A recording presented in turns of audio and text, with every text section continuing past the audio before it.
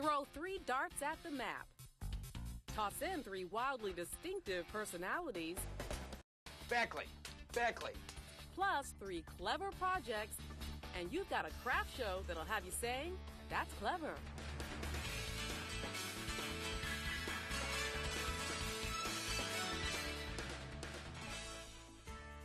Welcome back to That's Clever. We're on the road finding real people making really cool crafts.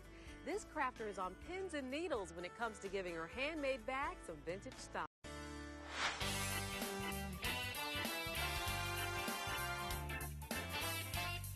Hi, I'm Monica Alfreds, and I'm from North Vancouver, Canada. I like flowers. I like fur. I like beads. And I make handbags, like this one, and this one, and this one, and today I'll be making this one.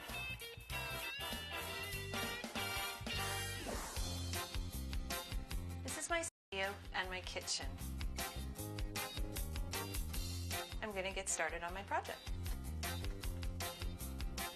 First, I pin my pattern pieces to the fabric. The fabric I've chosen to use today is a Chinese brocade. It has a nice vintage feel to it. I do make sure that I line up the top of the bags and the facing. Once my patterns are pinned, I cut them out.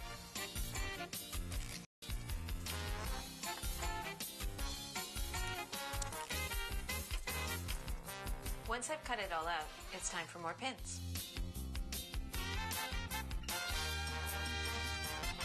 I pin the front to the back at the bottom, and then I sew.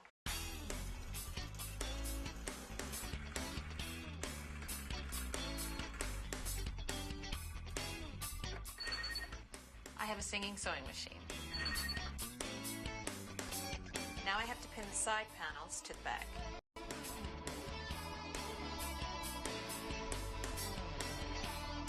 I'm going to quickly sew these side panels down with my singing sewing machine.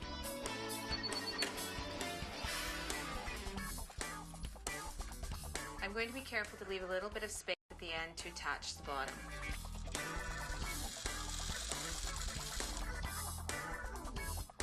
This is the tricky part. It's a bit tricky because I have to make sure that I've lined up all the panels. And it's fitting in the bottom piece that can be a challenge.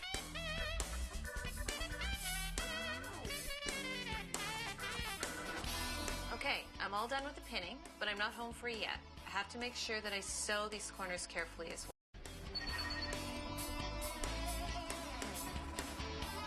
I consider myself more of an artist than a seamstress. My background is in animation, art history, and interior design. I actually don't know much about sewing at all.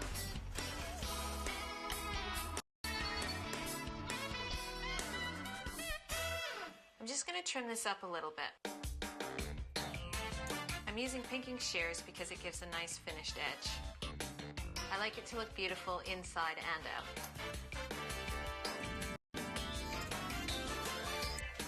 My mother always told me to shear. I've trimmed up the bag, and now I'm going to attach the facing, pinning right sides together. And I want to make sure to match the seams to the sides.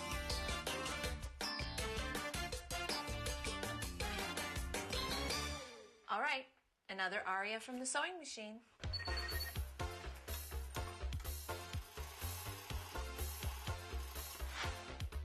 I've turned the bag inside out, and I've created a lining in a beautiful coral color. And now I'm going to add a structural fabric to give the bag shape. I've left an opening in the lining to insert the structural material.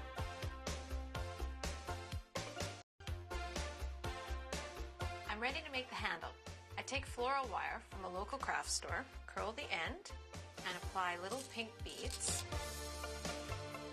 I also found these at a craft store. This is my cat Spike. He's got a poodle haircut, but he thinks he's more like a lion. I've strung 3 wires. Now I can make my handle. I twist the wires together and then I shape them. I'm using 18 gauge wire, so it's a bit tough, I'm going to use these clippers to cut the two ends, leaving one end free.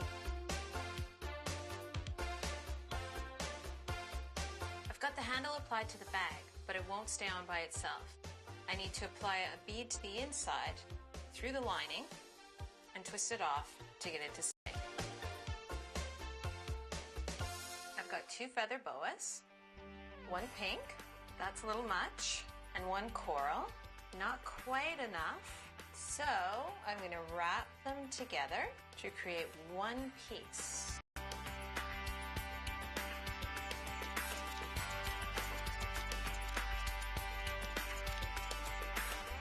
I finished trimming it up, and now I'm going to hot glue it to the bag. I want to make sure that I cover the hardware with the feather. I've got my beads, I've got my feathers. Now it's time to add a flower.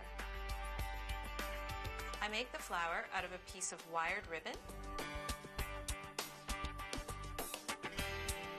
Once I have my flower shaped, I anchor it with a few quick stitches and then add a bead.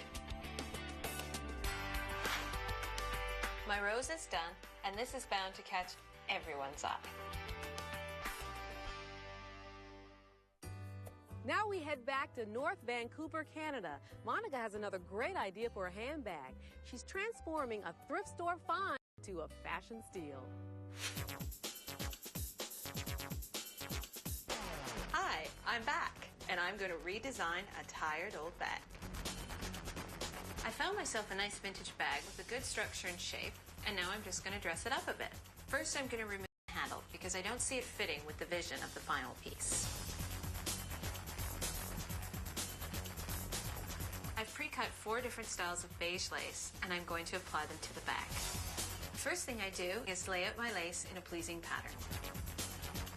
I start applying the lace from the top down with a hot glue gun. I need to get the lace down really quickly because the glue only stays hot for so long.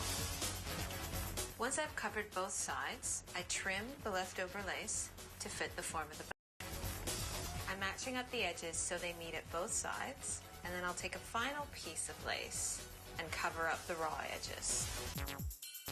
The edges are finished, and I think this purse is going to the prom, so it needs a corsage. I take a length of ribbon and form it into a flower shape, and I glue it together. I take a coordinating piece of ribbon and do the same thing. This little guy will make a nice centerpiece. I knew that original handle wasn't going to work, so I've chosen a string of pearls. I've taken some craft wire and created some loops and just added them to the necklace. And then I just hook the loop into the existing bag and close and do the same on the other side. And it's done. And now this handbag has a brand new life. You can find artists and crafters hard at work on great projects all over the place. We just show you 3.